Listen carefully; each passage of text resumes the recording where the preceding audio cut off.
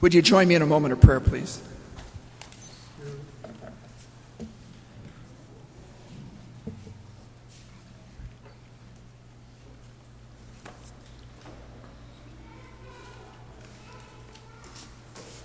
Spirit of the living God, fall afresh on us. Spirit of the living God, fall afresh on us. Melt us, mold us, fill us, use us. Spirit of the living God, fall afresh on us.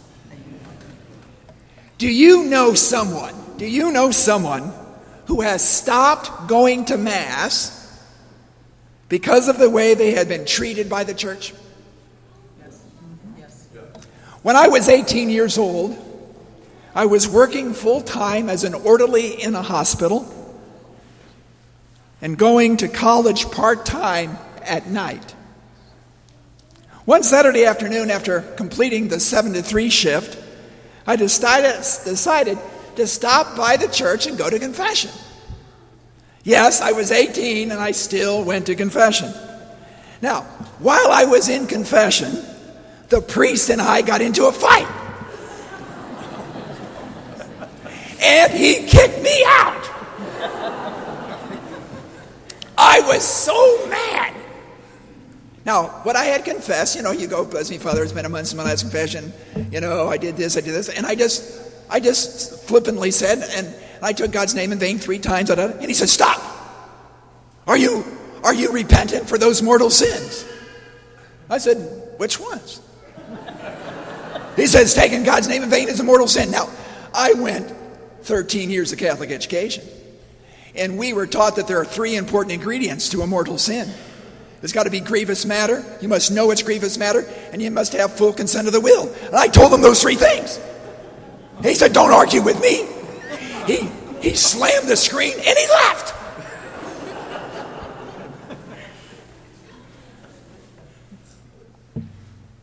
I was so mad.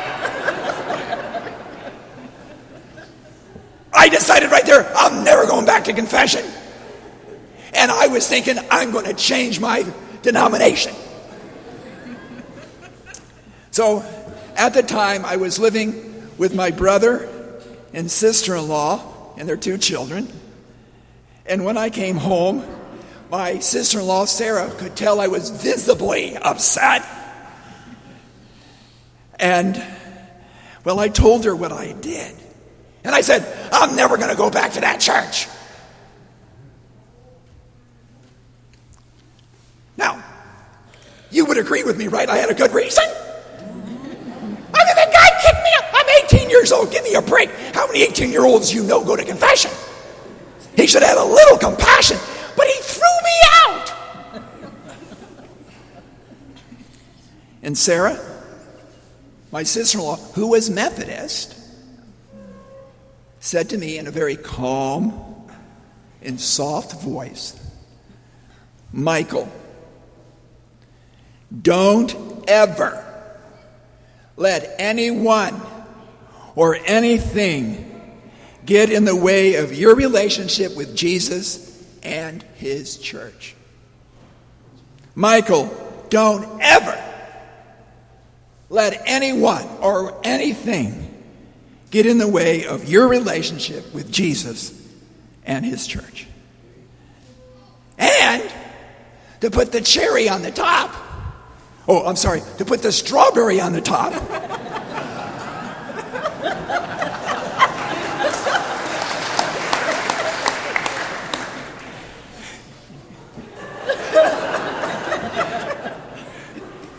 she recommended that I should go make an appointment with that priest and iron it out.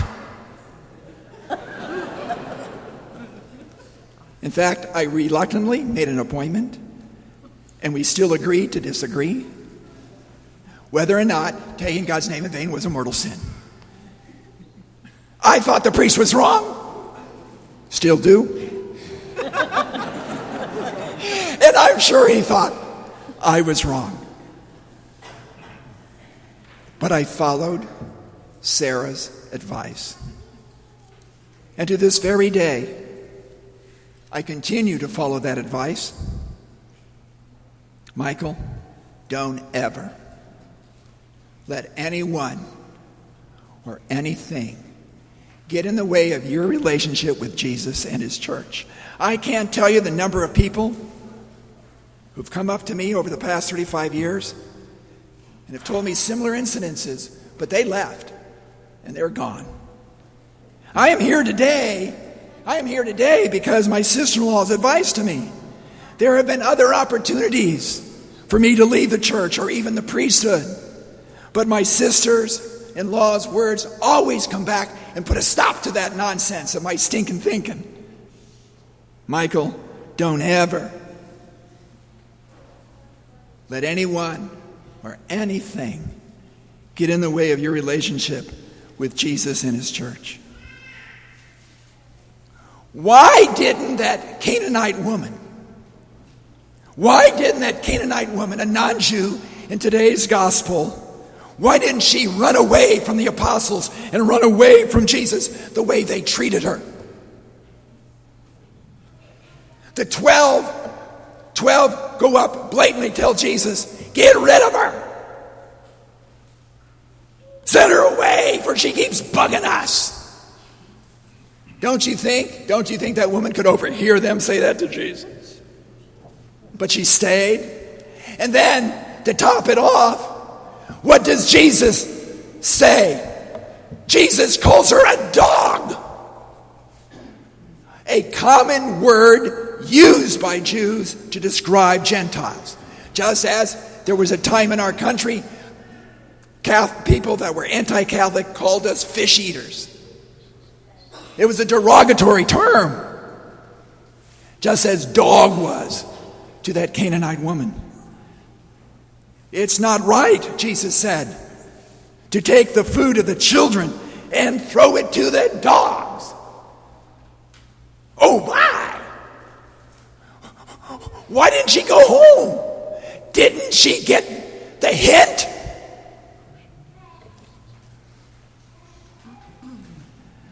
But the woman stays. This woman then boldly proclaims to Jesus, please, Lord, even dogs eat the scraps that fall from their master's table. Now, let's push the pause button on this homily for a moment. And let's figure out, why in the heck did Jesus call this woman a dog? Doesn't that bother you? I mean, it should bother you. Does it bother you? So, yeah, okay, good, okay. Now, most scholars would agree that what Jesus is doing by using this common term to describe this Canaanite woman, Gentiles, what Jesus is trying to do, he wants to use it in such a way to make a teachable lesson for his apostles. As soon as Jesus used the word dog, their ears would have gone up. No pun intended. Their ears would have gone up. They would have said, oh yes, Jesus, sock it to her, man. Jesus is on our side, calling that woman a dog. You see, up until that time, evidently the apostles weren't getting the deeper message of Jesus' kingdom. Jesus was going around preaching the kingdom of heaven. Well, what they were hearing was a kingdom for Jews only. Evidently, the apostles didn't get the memo. That's why we had that first reading from Hosea to tell us that my house will be a house of prayer for what? All nations, not just Jews. Jesus had to figure out a way, and here's this woman, a great teachable moment. He's got to get through these knuckleheads, these hard-headed 12, that the kingdom of heaven is for all people of all ages, all colors, all nationalities, all ethnicities, all religion. By calling her a dog, Jesus would have gotten their attention. Woo!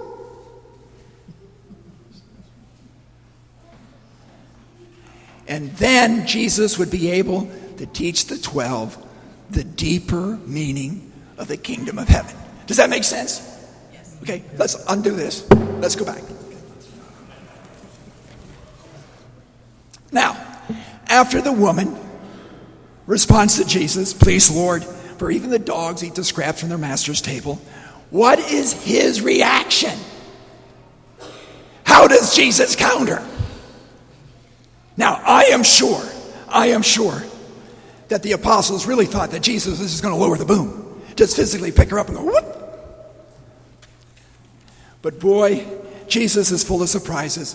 What does he say? This was not what the apostles were expecting. Because what does Jesus say? Oh woman, great is your faith. Oh woman, great is your faith. Now, to understand the importance of this and to understand why the church, now, I don't know if you ever noticed, like where today's reading is taken from, they left out some stuff from last week. And there's a reason for that. Because they want this week's gospel to buttress up against last week's gospel so you and I can get the message. Last week, we saw good old Peter asking Jesus, "Call me out. If that's you, Jesus, call me out on the water." What does Peter do? Walking on the water. All of a sudden, Peter notices the wind, the wave, and what happens to Peter? What begins to happen to him? He begins to sink. He says, "Oh Lord, save me. Oh Lord, save me." What does Jesus do? Quickly reaches out to him. And what does Jesus say? Oh, you of little faith. Oh, you of little faith. What did Jesus say to this Canaanite, non-Jewish dog? Oh, woman, great is your faith.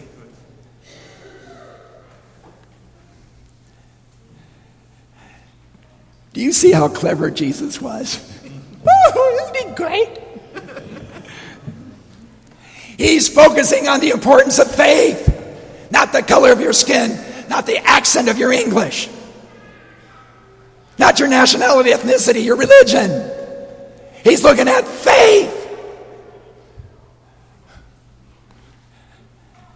Do you think the 12 got the message? I'll bet you as soon as he said, "Woman, great is your faith," I'll bet you he looked over at Peter. And I'm sure Peter went. And do you think Jesus' remarks might have wounded some of their big egos?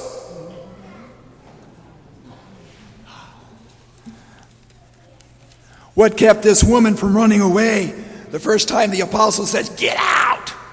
Faith. What kept this woman from running away after Jesus called her a dog? Faith. What keeps us from running away from the church when our bishops let us down? Faith. Or our parish disappoints us, or a priest kicks us out of the confessional, or you get a new pastor who doesn't do the things the way you've always done things in the past. Faith. Faith. You know, I didn't realize it then when Sarah told me. You know, I can relive that moment. That moment happened over 48, I'm 60, I'm going to be, over 40 years ago.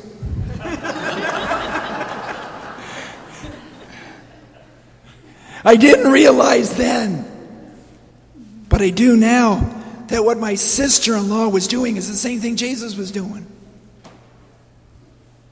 She was asking me how deep was my faith. It wasn't very deep if I was just going to let it all go. 18 years of Catholicism just because of one person upset me. I'm taking my ball and bat and going home. Her words really were asking me how deep was my faith. And look what the church has done for us. The church has given us a continuum from last week and this week. Last week is, oh, you have little faith. And today, oh woman, great is your faith. And basically the church is saying, where are you? Where am I in this continuum? Oh little or oh great? Isn't that neat?